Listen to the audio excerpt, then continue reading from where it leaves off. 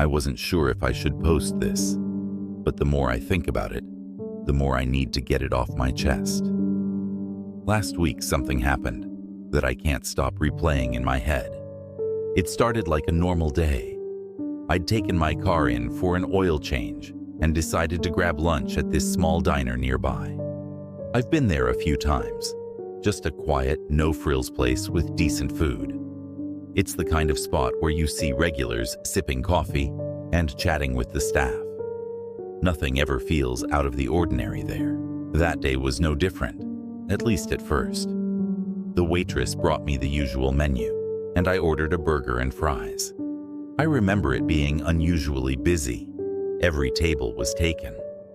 A couple of families sat near the windows, and there was an older man in a trucker hat at the counter, chatting with the cook in the back. I sat at my booth, scrolling through my phone, not paying much attention to the people around me. My food came out, and I started eating. The burger was pretty good, and I was thinking about ordering a milkshake. That's when the door swung open, hitting the bell above it so hard that it made everyone stop and look. A man came in, maybe mid-30s, scruffy looking, wearing a black hoodie and jeans. He wasn't out of place for this area, but something about the way he moved felt off. He kept glancing around, like he was trying to figure something out. I remember the waitress asking, "Can I help you, sir?" She didn't even finish her sentence before he shouted, "Everybody stay where you are." His voice was loud, angry. He reached into his hoodie and pulled out a knife. Not a small one either. It was long, like a hunting knife. The whole diner froze. Nobody moved. The waitress, who couldn't have been more than 20, stood there shaking. He pointed the knife at her and yelled, "Give me everything in the register, now!" She nodded, panicking, and ran behind the counter. The man followed her, still holding the knife out in front of him. I sat there, my heart pounding. I didn't know what to do. Should I try to run? Call for help? But my phone was still on the table, and I didn't want to make a move that might draw attention. While the waitress fumbled with the register, the man kept turning to look around the diner. His eyes darted from table to table, like he was sizing everyone up. That's when his gaze landed on me. I don't know what it was. Maybe I'd shifted in my seat without thinking. But he saw me, and his whole face changed. "What's your problem, huh?" he snapped, stepping closer. "You think you're gonna be a hero?" I shook my head, trying to stay calm. "No, man, I'm just sitting here." But he wasn't buying it. He took a step toward my table, gripping the knife tighter. "Get under the table," he yelled. My body reacted before my brain did. I scrambled out of the booth and dove underneath. My hands hit the floor and I felt something sharp. I looked down and saw that a glass had been knocked off the table. Its jagged edges were scattered all over the floor. That's when I realized I was bleeding. I didn't feel the pain at first, just a sharp sting in my palm. My hand was bleeding, but I couldn't focus on it. The guy was still yelling, pacing between my table and the counter.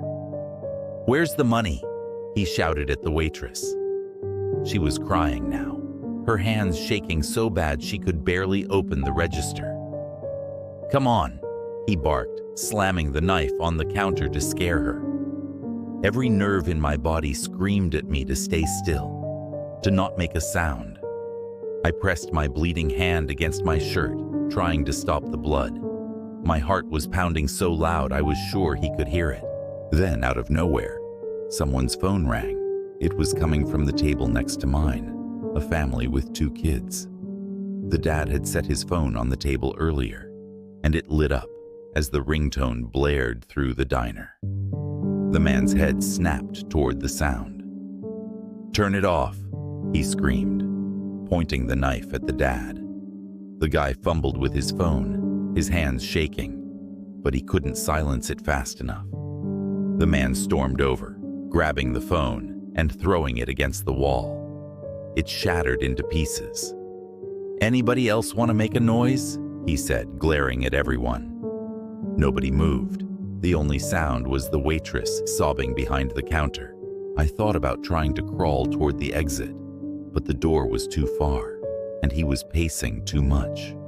If I moved, he'd see me for sure. Instead, I inched closer to the table's edge, peeking out to get a better view of what was happening. That's when I saw the trucker hat guy at the counter. He wasn't frozen like the rest of us. His hands were under the counter, and he was slowly, very slowly, reaching for something. It took me a second to realize what it was. A metal coffee pot, still steaming from the burner. The guy with the knife didn't notice. He was too busy yelling at the waitress to hurry up. Come on, he shouted, slamming his fist on the counter again. That's when the trucker hat guy made his move. With one quick motion, he swung the coffee pot, splashing hot liquid all over the man's face. The guy screamed, dropping the knife and clutching his face as he stumbled backward. The whole diner erupted into chaos. People started running for the door, chairs and tables toppling over in the rush. I tried to crawl out from under the table, but my foot got caught on one of the legs. I yanked it free and scrambled to my feet, but not before someone bumped into me, knocking me off balance. I fell hard, hitting my knee on the edge of a chair. Pain shot through my leg, but I didn't stop. I grabbed my phone from the table and limped toward the door. Behind me, I heard the man still screaming, the trucker hat guy shouting at him to stay down. By the time I made it outside, my knee was throbbing, and my hand was still bleeding. A few other people were already on their phones calling the police. The cops showed up within minutes. They arrested the guy, who was still on the floor inside, his face red and blistered from the coffee. I gave my statement, but I could barely think straight. My hands were shaking, and my whole body felt like it was buzzing with adrenaline. It wasn't until I got home that I realized how bad my injuries were. The cut on my hand was deep. It probably needed stitches, but I was too tired to deal with it that night. My knee was swollen, and every time I moved it, a sharp pain shot through my leg. I haven't been back to that diner since. Every time I think about it, I see that knife, the way he looked at me, and the chaos that followed. I keep wondering what would have happened if the guy with the trucker hat hadn't been there.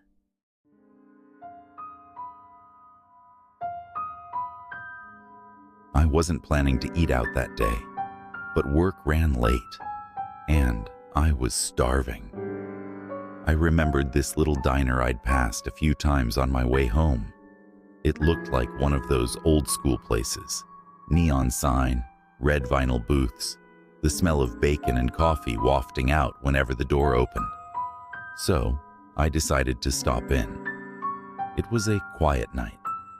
Only a couple of other customers were there. A guy at the counter who looked like he'd been nursing his coffee for hours, and a young couple chatting at one of the booths. The waitress greeted me with a smile and handed me a menu.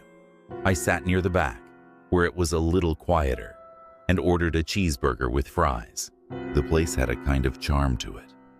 The walls were lined with old black and white photos of the neighborhood, and there was a jukebox in the corner playing some soft rock. It felt comfortable, like the kind of spot where regulars came every day.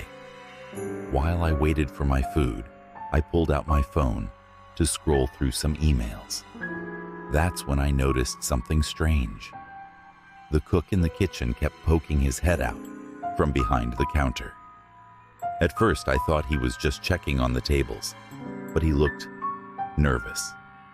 His eyes darted around the room, and he kept wiping his hands on his apron. I tried to brush it off. Maybe he was just having a rough shift. But then I noticed the waitress whispering something to him. She looked just as anxious as he did, glancing toward the kitchen and then back at the customers. I started to feel uneasy. Was something going on? The waitress brought out my food and gave me a quick smile before hurrying back toward the counter. I tried to focus on my burger, but I couldn't shake the feeling that something wasn't right. A few minutes later, I heard a loud clang from the kitchen. It sounded like a pan hitting the floor. Everyone in the diner turned to look, but the waitress quickly waved it off. "Sorry about that," she called out, her voice a little too cheerful. That's when I noticed it. The smell. It started as a faint, acrid odor, like something burning. At first, I thought it might just be someone's food getting overcooked, but it got stronger. I glanced toward the kitchen and saw a thin wisp of smoke curling out from the back. The guy at the counter must have noticed it too, because he turned around and said, "Hey, is something burning back there?" The cook didn't answer. Instead, he bolted out from the kitchen, his face pale. "Everybody out!" he shouted. "Now!" For a second, nobody moved. We all just stared at him, confused. Then the fire alarm went off, a loud, blaring noise that made my heart jump. That's when the smoke started pouring out in thick black clouds. The smoke spread fast. 1 second it was just in the kitchen, and the next it was spilling into the dining area. The acrid smell burned my nose and throat. Everyone started moving at once, scrambling to get out of the diner. The waitress was yelling, this way," and pointing toward the front door. I grabbed my jacket and followed the crowd, but the smoke was so thick I could barely see. As we rushed toward the exit, the couple from the booth bumped into me, and I stumbled. The guy muttered a quick, "Sorry," before pulling the girl ahead. My heart was pounding, and my chest felt tight from the smoke. That's when it happened. I didn't see the puddle of grease on the floor until it was too late. My foot slid out from under me, and I went down hard. My knee slammed into the tile, and a sharp, searing pain shot up my leg. "Ah, crap," I gasped, trying to get up, but the pain was too much. I clutched my knee, feeling a swelling that was already starting. The guy at the counter ran past me, coughing and waving his hand in front of his face. He must have seen me on the ground, because he stopped for a second. "You okay?" he shouted over the noise of the alarm. "I can't stand," I said, wincing. He hesitated, glancing at the thickening smoke, then reached down to help me. "Come on, man, we gotta get out of here." I leaned on him, hopping on one leg as he half-dragged me toward the door. My lungs burned, and my eyes were watering so bad I could barely see. When we finally got outside, the cold night air hit me like a slap to the face.